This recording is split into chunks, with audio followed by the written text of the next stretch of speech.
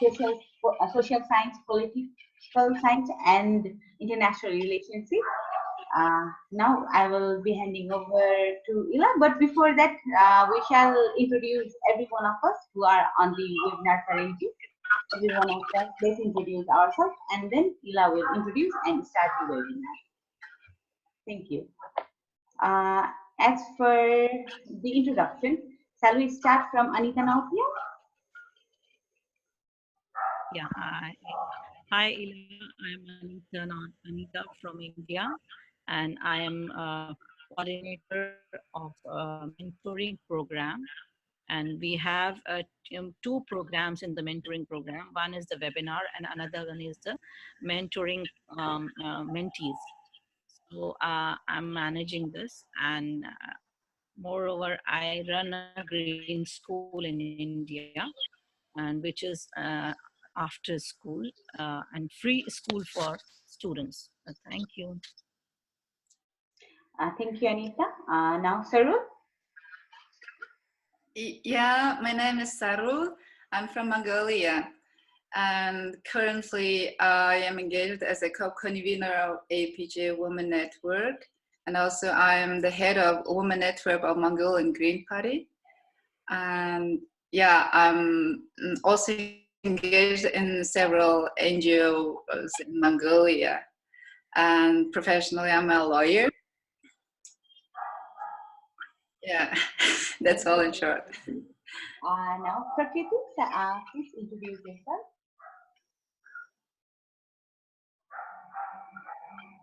Rachana, your voice is very low, so I don't know how about the others. I cannot hear you very well. Sorry, can you hear me now? Yeah, better. Okay, I have to go a little bit closer. Yes, okay, Prakriti, can you introduce yourself? Hi, am I audible to everybody? Yes, you are. Yeah? Yes, you are, Prakriti. Hi, this is Prakriti Nautiyal. I'm from India. I'm India Green's representative to Asia Pacific Green Women Network. Thank you. Thank you very much, Prakriti. Michelle, are you there?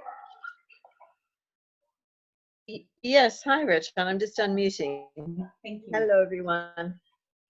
Hi Ella, my name's Michelle, or sometimes I'm Elle for short, and I live in Sydney in Australia on the other side of the continent. Yeah.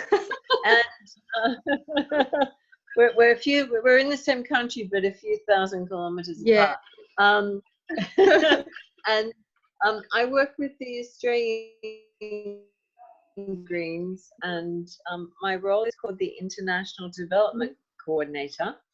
So I work with the people on the call, the women on the call, and others in Asia Pacific and Middle Eastern Green parties, and we help the parties grow and get established. And we give some grants that we get from the federal government, and we redistribute the money. And one of them, for example, was the mentoring program and the women's online toolkit we did last year and the year before. So that's been great for helping all of us and the women's network too, I think.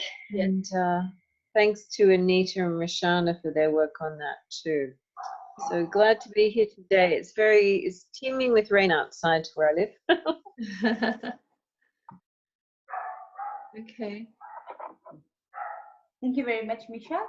Before we start the webinar, I would request everyone to mute their audio, as well as beside Ila, everyone to shut down the video as well. Sorry, because the quality of the internet will not be much better.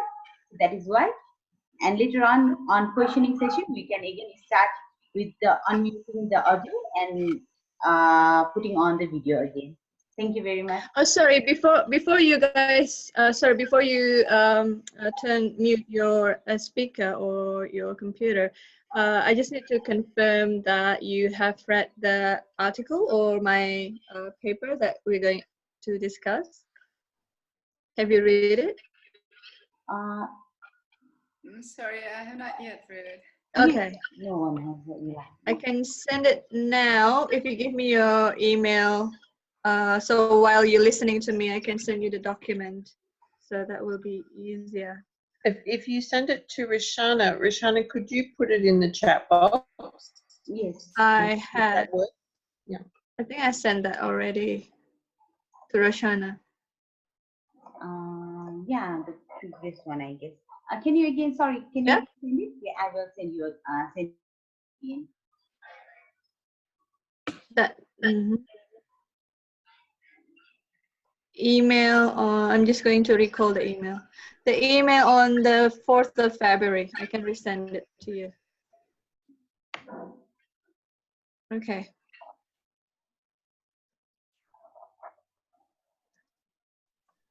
Cool. Done. All right.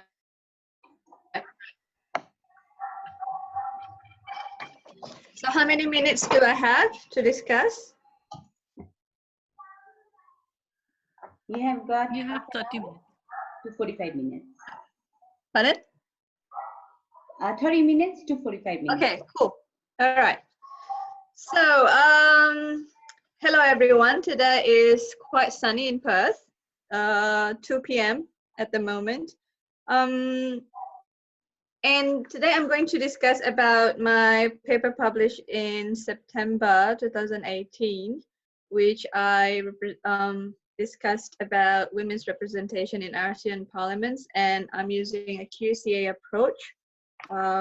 You shall have a good read once you receive the email from Rashana. Basically, in 20 minutes time, I'm just going to cover main arguments and technique that I've used in developing my research. We know that in Asian parliaments, in contemporary Asian parliaments, women's representation is relatively low, and it's lower than the vast majority of the regions in the world, except for the Pacific and the Pacific Islands and some sub-Saharan African countries. But what I'm very interested about this research is to delve into variables that often being blamed for women's low representation across the globe. So I have 47 Asian countries that I've observed. And the method that I'm using is called qualitative comparative analysis. It's like a bridge to a bridge between the qualitative and the quantitative research. If the qualitative is mostly relying on qualitative interviews and lack of empirical approach in that manner, and then quantitative is over relying on empirical numbers and so on. So QCA is like a bridge between the two. So this paper is, for me, at first it was assessed, but alhamdulillah it got through. Findings, I got a couple of important findings that I'd like to share with you. From this 47 Asian countries observed using this method, I argued in my paper about Asian, high women's representation in parliament and low representation in parliament. Looking at from 7 variables. The 7 variables here are the most commonly representation in politics. So the explanatory conditions are, number 1 is the gross domestic product per capita, or the GDP. We're looking at the material wealth of a country, and I got the data from the IMF database 2016. Received that from, it's a bit old, but I think it's one of the best available, from Pew Research Center. So we're looking at about countries with Muslim population. They're having this due to this demographic condition. And then the third variable is women ratios. The data taken from UNDP Human Development Report 2013. And the presence of proportional representation electoral system from IDEA. And the fifth is the presence of gender quotas. Using this method, those countries with gender quotas will be coded as 1, meaning they have, and those without a gender quota will be scored as variable is the levels of democracy, calculated from the aggregate democracy scores in 2016, published by Freedom House. And then lastly, perceptions of corruption measured by transparency. So I got the data from Transparency International Corruption Perceptions Index, where the higher the score, which is maximum is 100, very clean or very transparent, while the lower score, meaning highly corrupt or lack of transparency in their public sector. So the analysis finds a couple of important notes. The main argument is this, that we understand now that the high and the low representation of women in Asian parliaments are a result of configurational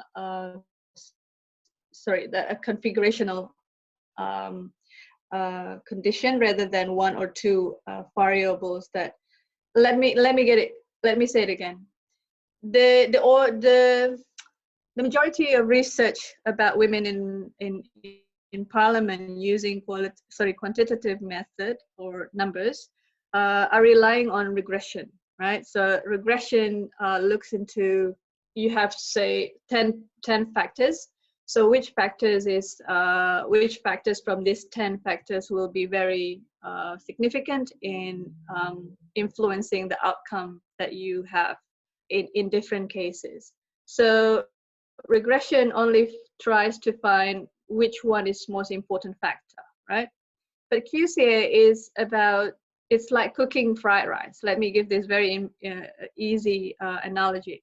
So it's like cooking fried rice. My fried rice, Indonesian fried rice, is maybe different to Nepalese fried rice, for example. But we still call it fried rice because we have different recipes. So these recipes are what we're trying to find. So you can find in table 2 and table 3, for example. Thank you for showing that one. Table 2 is for high representation. I'd like you to look into this table 2, please. It's page 11. Yeah. Page 11. These are the recipes, right? So the first is for recipes for high representation, or why would some countries having high representation of women in parliament?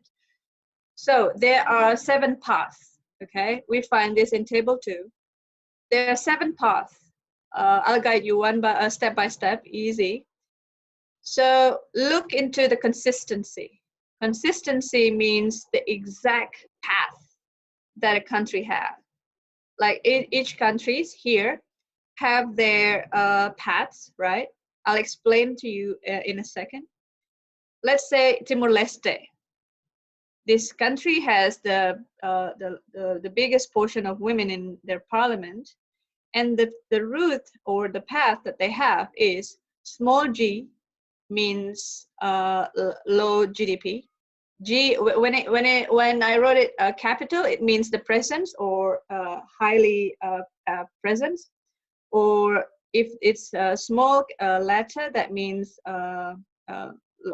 like the membership of this country in that particular condition is lower. So the level of membership.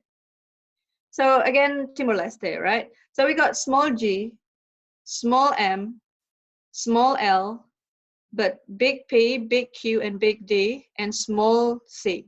So what I'm trying to say here is the path that we're seeing in Timor-Leste is they're having high representation because they have the PR electoral system, they have the quota, and the democracy level is quite significant. They don't have high transparency in public sector, but they can still elect more women. Having a small c does not prevent this country to elect more women into their parliament. And then let's compare that with, for example, Israel. The consistency level is also strong, 0.95, nearly 1. They have a more, how do you call it, a transparent, a high democracy, but no gender quotas. The Q here is small. And the labor force, sorry, the female labor force participation is significant, big L, capital L. So what we try to see here is that these cases explained using different paths, okay, for high representation. Some countries got it really good in terms of electing women because of the presence of this particular paths. We can discuss further about different paths if you like, and I'll come back to that. But I'd like you to move to table 3 to compare with the low representation. So why some countries having low representation in their parliament, women's representation in the parliament? So let's try look into India, for example. That is path number 4. You have a significant level of democracy, but the other factors are small, meaning the membership in that factors are quite weak. So you might ask, why we have Sri Lanka in two paths? Because they interlink with other factors. Like Sri Lanka also have similarities with India in terms of the the absence of a gender quota and the rampant corruption practices probably, and low GDP, and Muslim as a minority in the population, and so on and so forth. And Indonesia, for example, is following path number 1. We have Muslim population as dominating the country. We have significant female labor force participation. We also have quota. We shared this path with Kyrgyz and Uzbekistan. Then you might also ask about why some countries are not listed in these two tables, right? Because the solution coverage here, you see in the next to the last path, following the last path, is that only this result only covers 72.7%. So there are some countries, nearly 30% of cases cannot be explained, or the machine is not resulting. I put this consistency as very high, which is above 0.8. So that's why some countries cannot be included in this table. So the idea here is that to discuss about, I introduced this new method, relatively new to women's studies in parliament, because women in parliament studies, because as I said before, this is the 3rd paper using this method, and some reviewers don't really understand why, how this method approach works in examining the data. But what I'm trying to convince here is that what we're seeing in Asian parliaments is a configuration of factors rather than just 1 or 2. If you're using regression, can you please go straight to Appendix 1, please? Appendix 1 is showing exactly what you will get if you only use regression analysis, right? So model 1 is when we only analyze the GDP. Appendix 1 is page 21. Yeah. So the GDP is not really significantly important or significant. And then we add the model with democracy and corruption. Let's see if democracy plus corruption plus economic development have an important outcome to women's representation. Apparently, it's not significant. It's not statistically significant. The B value is too high. So the third model, we try to add economic development, democracy, corruption, and political institutions, which is PR, electoral system, and quotas. And the result shows that both PR and quotas are statistically important. Reading this table is really easy. What you need to look is just the p-value. The p-value, the lower the p-value is, the more statistically significant. So less than 0.1 or 0.05, that means significant. And then the coefficient is the percentage, the margin if this factor is exist or absence. That's the combination of how we read this table. In other words, if a country, using in model 4, for example, if a country applying gender quotas, then the probability, or not the probability, the number of women share in parliament will be 10% higher, according to this analysis, rather than compared to those who don't have quotas, 10% higher. But those with PR, proportional representation, electoral system, have nearly 6% more women will be elected into parliament. So this is all you got if you do regression. But if we're doing QCA, got it mixed up. QCA, then you will have the recipe for our fried rice, right? The high representation, these are the paths, and these are the countries. And low representation, these are the paths. We have 8 paths, and these are the countries belonging to these recipes. The method is very popular in those who are working in business schools, because they have this big data, and then relatively not as big as hundreds of thousands, because QCA fits really best with less than 50 cases, because it tries to develop the configurational paths of the variables.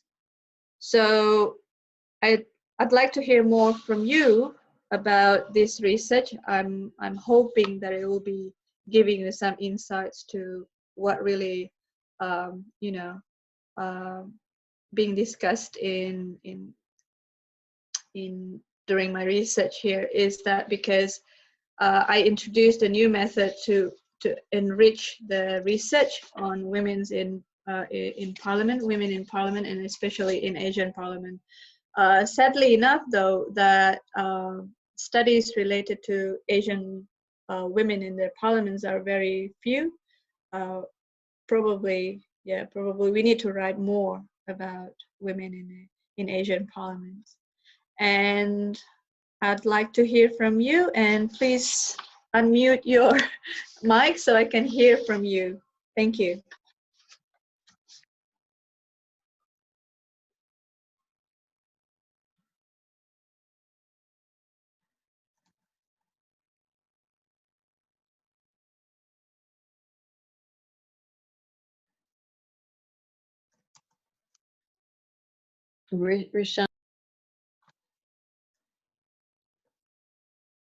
Rishan, are you facilitating?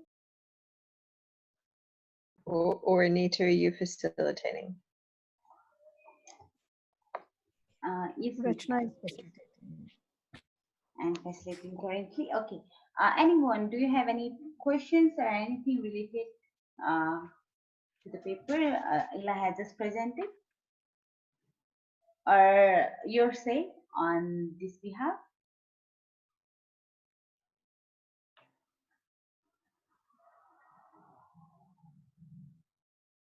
I can see most of you having mute. Yeah, Ila, I would like to just understand again where you have Sure. underlined. You were telling about India because those figures were like something. It was taking time to understand. So can you Okay. more clear that what you were saying about India? Yeah. So on page 12, Which I the table if 3. possible. Oh, yes, right. So the path for India is low GDP, page 12. Thank you.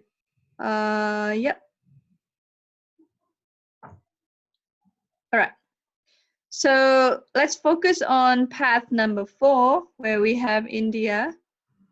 So we have low GDP, low Muslim population or insignificant Muslim population, low female to male labor force participation ratio, and no quota, no gender quota, significant level of democracy, and lack of transparency in public sector.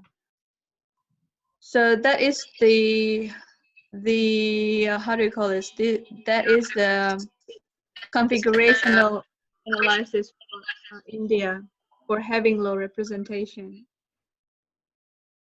So the QCA runs in software, right? So we have this software, free software, and then you input the data, and then because this is so we have 7 variables, as I mentioned before. We have 7 variables. 2 of them are crisps. Crisps means yes or no, like the PR and the gender quotas, right? So only these 2 variables are crisps. So yes or no, or 0 or 1. Sorry, the other way around. 1 or 0. While the others like GDP, Muslim population, transparency, democracy, and labor force participation, women's share in labor force participation are in percentage points, right? So in percentage point, we treat them as a how do you call this? We have this calibration. So for example, we have let's get the example of the appendix. Can you please move to appendix, which is the last page from this paper? We will have in page 22, we will have, for example, Afghanistan, right? Afghanistan here having the share of women in parliament, 27.7%, female MPs in parliament. That makes this country membership for having women in parliament is 0.79. Because we have the maximum point, which is 38.5, belongs to Timor-Leste, and 0. So this is the maximum, the 2 anchors we are using. 0 as the maximum low, and 38.5% as the maximum percentage of women in parliament. The biggest portion having taking place in Timor-Leste, 38.5. So membership of Afghanistan in this regard is only 7.79. Are you still following me, this one?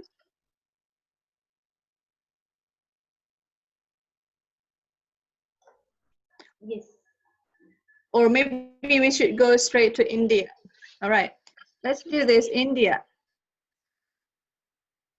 12% women share in parliament, and we calibrate that into membership. Membership of India having women's representation is only 0.24, right? Because 12% is somewhere here. This is 0, this is 12, and this is 38.5, the maximum one. Or let me use this pencil. 0 here, 12 is around here, and then 38.5 is around here. So membership for India is somewhere here, not even half. So here, around 0.24. And then also the GDP, and we have 2 anchors. The lowest is Afghanistan, which is $599 or $600. So the score, the lowest score is not 0, but 0.05. And the maximum score of membership is 0.95. So this is fully membership, and this is fully out of membership.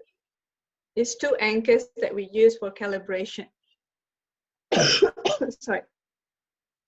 So the appendix showing that India's membership for women's representation in parliament is 0.24, and the GDP per capita is 0.05, and then democracy is quite significant because the point here calibrated at 0.86, so very high.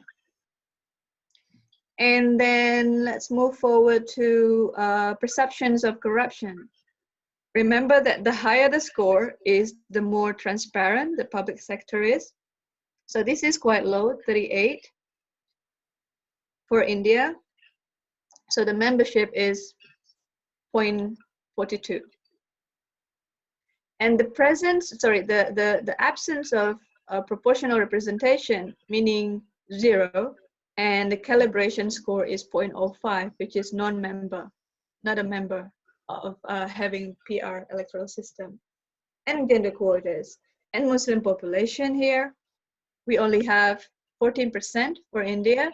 So the membership for having Muslim population as the dominating group in the country is only 11% level of membership. Compared next to, which is Indonesia, is 70% of membership for Muslim population. So this method explains each variables along with their calibrated score. So we have this raw data, and then we need to calibrate the membership for each countries or each cases in the set of the factors.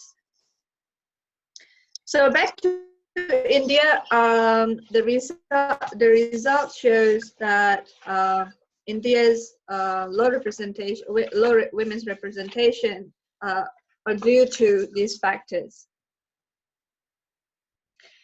But people might say, why are you only using 7 variables? Why these variables? Well, to answer that question is because I use the same 7 variables as Daniel Stockemer. So he did a study back in 2011 with these seven variables, but he observed African parliaments, right?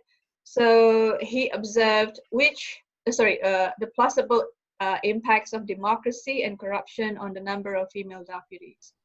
So he used these commonly used indicators, the electoral system, the quotas, country's economic status, as well as the state's political culture. So his study found that only 2 factors. He observed 44 African states, and he concluded by saying that the electoral system and the quotas are positively and significantly related to higher women's representation, and that's it. Yeah. So yeah, of course, if you have quotas and you have proportional representation as the electoral system, the chances for women to get elected into parliament is higher. You know, but that's the only result that he can offer. While I'm expanding this research by observing Asia and then using this as a complement to regression analysis.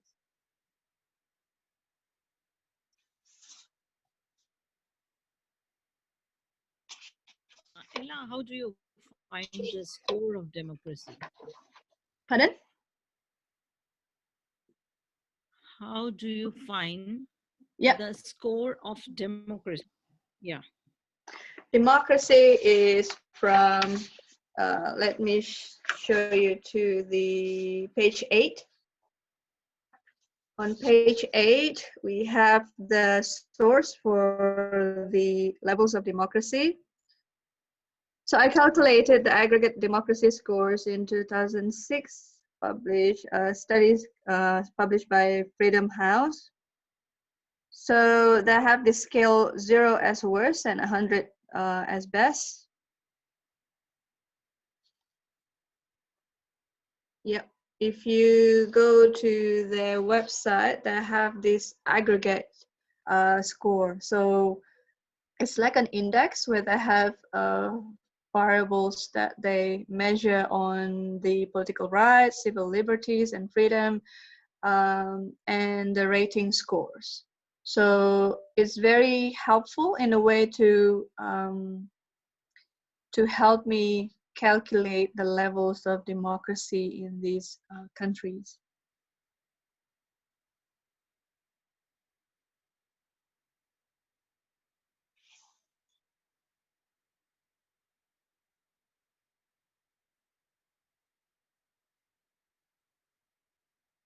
Hi, Ella, Michelle here. Yeah.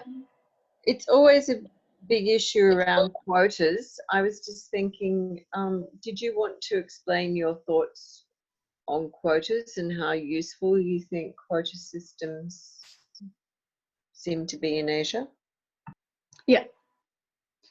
So out of 47 countries observed in this study, we have quite a numbers of countries applying gender quotas at the moment, at least as of 2016 when I calculate this data.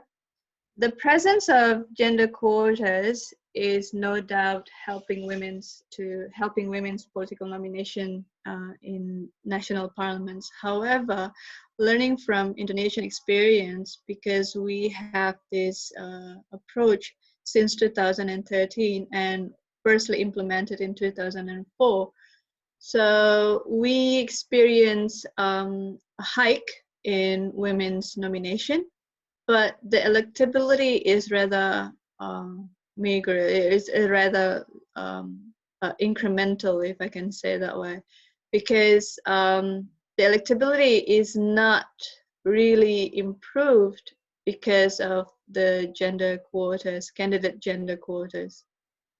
It is a legislated one in Indonesia, so parties are required to nominate at least 30% of women in their party tickets, but the electability is no higher than 20%. So this year, for example, we're going to have an election in April. So we have slightly over 40% of candidates being female, right? This is the biggest ever achieved. But it is unfortunate to say that the probability for women to win more in this election is not quite clear, because there are factors behind women's low electability, and that cannot be just solved by requiring parties to nominate more women. What happened is, in fact, parties are still continue to nominating women because they have to, simply because they have to, but they don't really how do you say this, they don't really censor in a way that they want women to represent them. One indicator for that is when they put women in the ballot sheets, women continue to dominate position 3, 6, and 9, while the first and the second spot occupied by a male. So while the chances to win, of course, is higher when you got position number 1 or position number 2. So there's a level of insincerity, one, but also gender quota doesn't solve how rampant, vote buying practices or low electoral integrity in the country. We cannot solve this issue just by applying gender quotas. It's a good early step, but much work needs to be done, I would say. Thanks, Ella. As you know, it's a debate inside some of the parties inside Australia at the moment. Yeah. Too. One, just to everyone else, one of the two major parties has a very small number of women, and the other one has nearly 50% or 49% because they actively recruited women, and the other one, it's a huge press here. All the prominent women are resigning from the party. True. It's a shame, isn't it? I think because some of them, to be honest, have better chances for their careers outside the party. Yeah, exactly. Yeah. Yeah. Oh, Michelle, can I just ask you a question? Do you have a representative or Green Party in Indonesia? I never heard of them. We do actually. There's three. Oh, really? There's, Three? yeah, and just before this call, I was on a call to Indonesia. Right.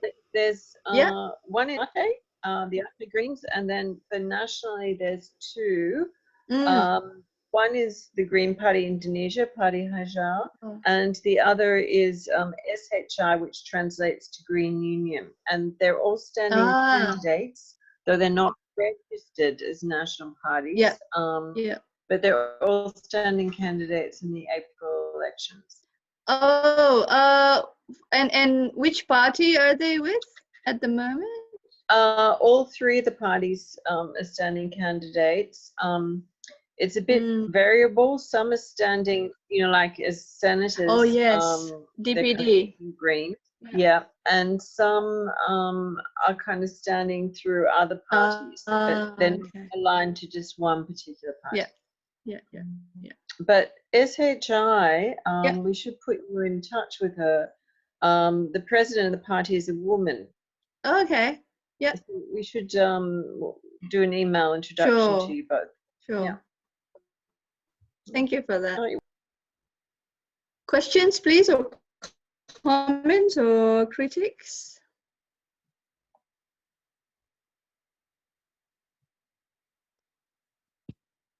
Yes, when we talk about quotas, so in India we have 33%, but at the ground level, the face of this gender quotas is very bad. Mainly it's male dominate, and female are they are just the face for that position. So I think it's a lot of work is still needed, though we have gender quotas. Yeah. Okay. One question also that Anita Rashana and I have been involved with this women's mentoring project, an online toolkit. We kind of concluded how it can make a real difference is to get more women in the party executive, like in, being the party treasurer, secretary. Have you got any thoughts on that, Ella? Yes. Well, having women as the party officials, top party officials, are very helpful. I think we can never underestimate the impact of having more women, taking part in terms of candidate selection. There's a paper that I currently writing about candidate selection process in Indonesia. So apparently, when you have more women becoming the committee for the selection, they tend to promote more women into position number 1 or 2 in the ballot sheets. So that is a promising strategy, I would say. But but not all parties are welcoming to this idea, Michelle. Like for sure, the treasury position is very male dominated, and the selection committee are apparently dominated by male politicians, and the party leaders, the top leaders, are the one who have the final call. So, for example, I've interviewed one female MP who didn't got the re-election because her position was moved from 1 to 3 because there's a, how do you call it, the previous Speaker of the House got a son, right? So this is the son of the previous Speaker of the House. He wants to run. So the party said that although this female MP is incumbent, she didn't get the first spot. So she got the third on the list. And the first and the two got elected. Obviously, it's hard to get three seats for a party in the same electoral district. So the first and the second is the biggest chance for women to get elected. Although having open list in the electoral system may open the opportunity for whichever position you are on the ballot sheet, that you can still get elected if you have the most votes. But we cannot underestimate the importance of this position in that way. So yes, coming back to the question of having more women in official positions or in management, in daily management, party management. So it's really crucial. But it's a rather internal politics, and we can't intervene so much in that way. Respondents of my research claiming that probably having women being the wife or the daughter of party leaders are not that bad,